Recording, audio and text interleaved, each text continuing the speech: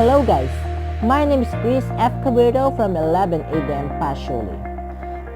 For today's video, I will discuss the nature and concept of management. So first, what is management? We can define management as the process of coordinating and overseeing the work performance of individuals working together in organizations, so they could efficiently and effectively accomplish their chosen aims or goals. From that definition of management, I would like to emphasize on three things that are extrinsic to nature of management: the coordination, efficiency, and effectiveness.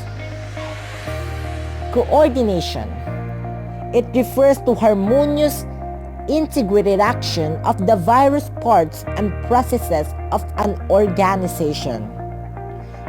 Through coordination, we are assured that all individuals, groups, or teams are harmoniously working together and moving toward the accomplishment of the organization's vision, mission, goals, and objectives. Second is efficiency. It refers to character of being efficient or being able to yield the maximum output from a minimum output.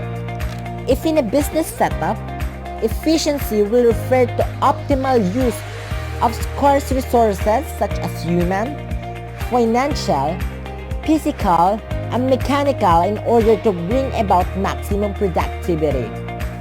And lastly, effectiveness.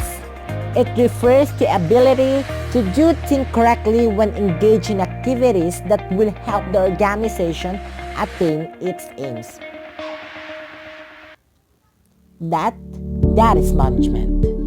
Thank you for listening. See you in the next video. Thank you.